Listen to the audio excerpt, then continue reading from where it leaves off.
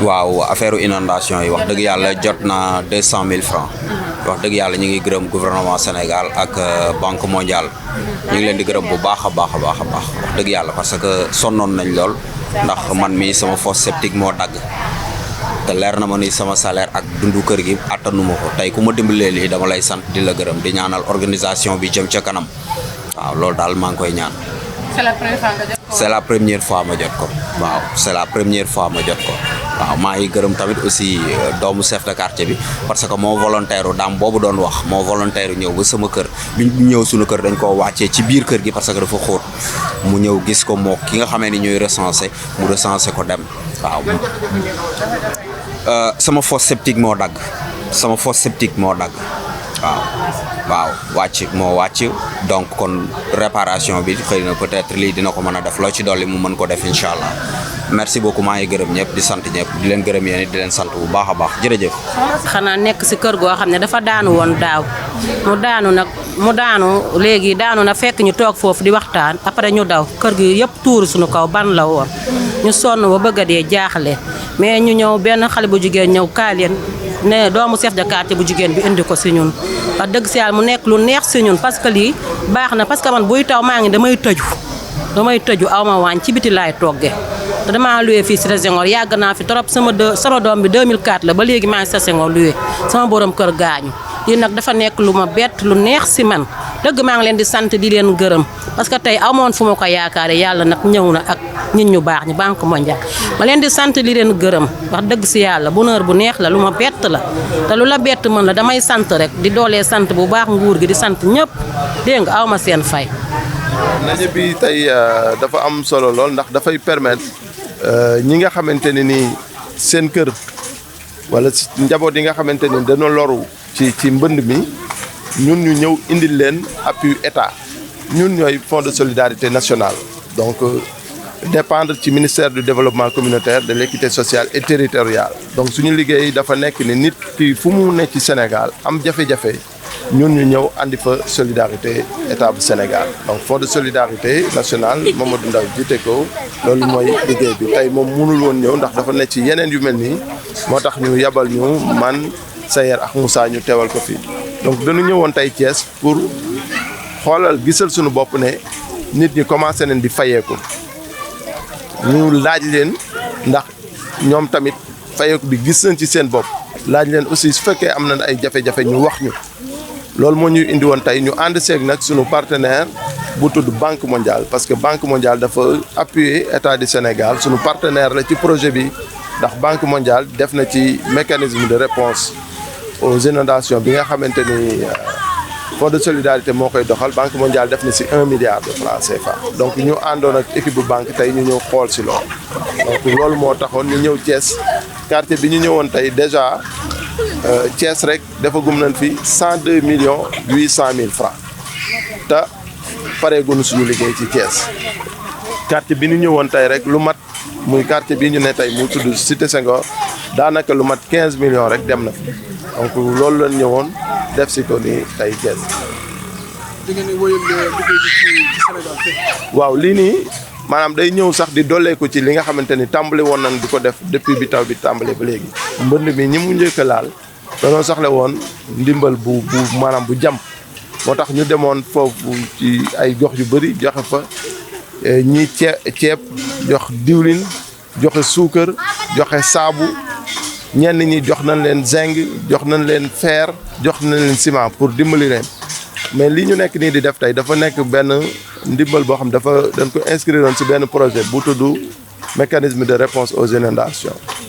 donc tey daanaka mën nañ ne bu doon ñetti xaaj la def nañ benn bi ndax joxe gu nañ ci lu mat 300 millions daanaka te budget bi na am yegg na ba 1 milliard waaye tey ak liste yi nu am danoo jàpp sax ne loolu dina gàtt ba tax na ñi ngi jéem wut ay pexe pour yaatal ko ba mu mën a daj yeneen ménage yoo xamante ni bindu nañu ñu ñëw enquête leen gis ne dëgg la nekk nañ ci mbënd mi et que soxla nañu ndimbal donc ñooñu tey ñoom lañu indil appui bi ñenn ñi nag dinañ jot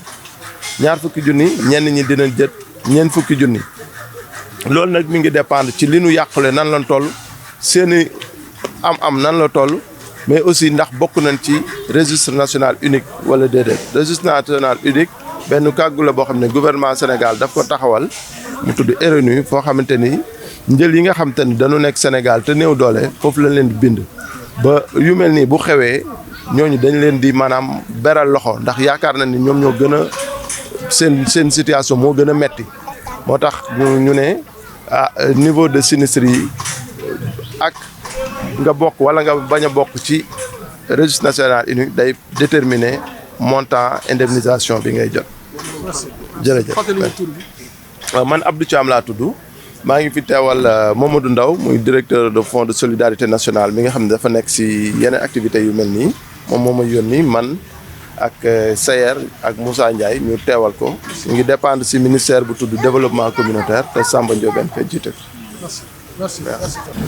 lépp loo xam ne nii xéewal la bu jóge ci banque mondiale jëm si ci baadoolo yi coobarey gouvernement bi la kon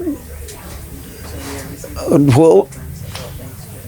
bu ñu santee mbooloo mi sant délégation bi noo ngi sant gouvernement bi ndax ndimbal moo xam ne da nga toog ca sa kër ba yàgg ñu woone la ne la kaay jël ndimbal tawféex la ba tax na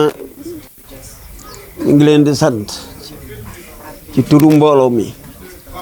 ñu ngi leen di gërëm ci turu mbooloo mi ñu ngi leen di ñaanal yàlla yokk seen xiiwal ñi nga xam ni ñoo fi jigéen war a teew nañu ndax kii mooy bàjjenu gox bi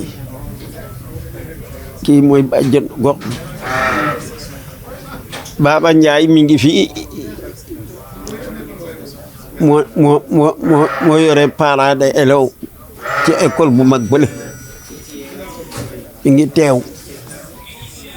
njaboot gi ci kër gi ñu ngi fi njaboot gi ci des ñëpp a ngi fi kon man nañoo yemele foofu wax ji ndax ginnaaw naaj na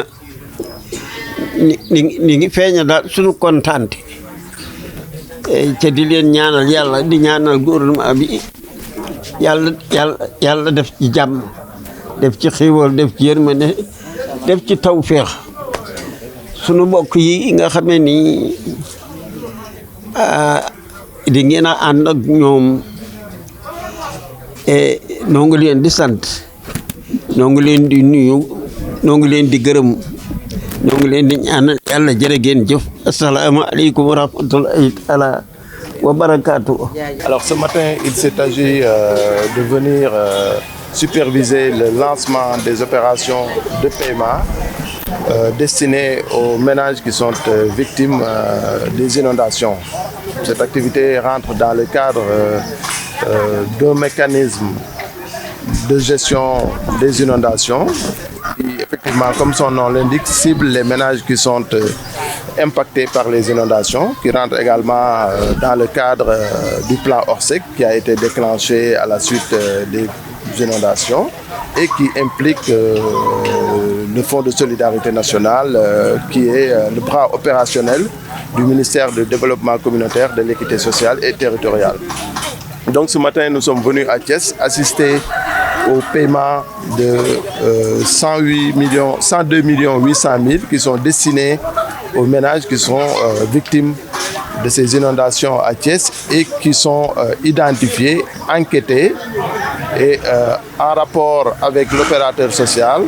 en rapport avec les autorités administratives, mais également les autorités locales. Nous avons fait un travail d'identification, mais aussi de vérification du niveau des sinistres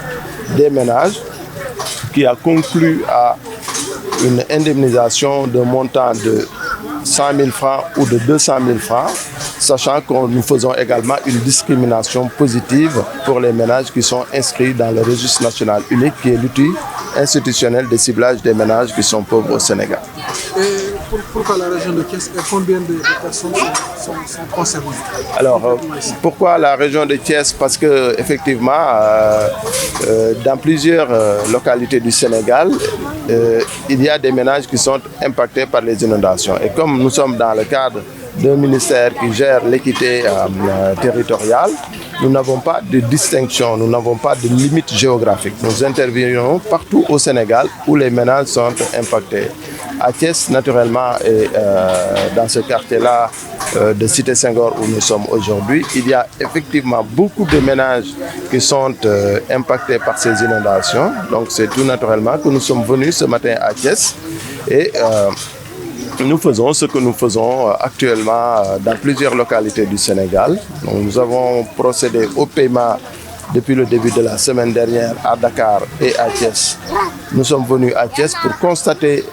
que le paiement était effectif, mais également pour discuter avec les bénéficiaires, pour voir l'effectivité du paiement, les problèmes qui sont rencontrés, en tout cas ressentis des populations. Mais nous étions également là avec la Banque mondiale, qui est notre partenaire dans ce projet-là,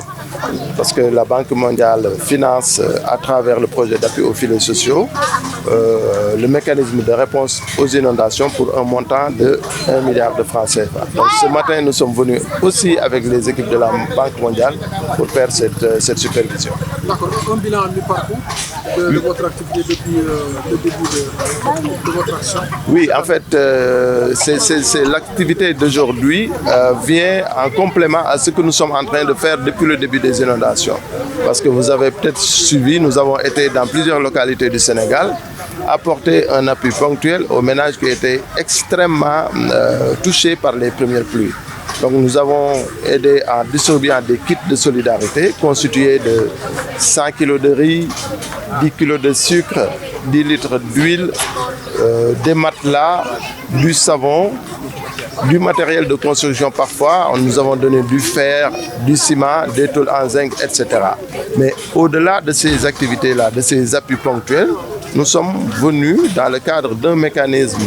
de réponse aux inondations apporter cet appui-là à ces ménages-là qui sont victimes des inondations. Je veux dire qu'aujourd'hui, nous avons en tout cas mobilisé déjà plus de 300 milliards, c'est-à-dire presque le tiers du milliard qui est prévu pour ça. Et nous avons encore du chemin à faire et nous sommes en train de développer des stratégies pour des recherches additionnelles de ressources parce que nous avons peur que les ressources ne suffisent pas.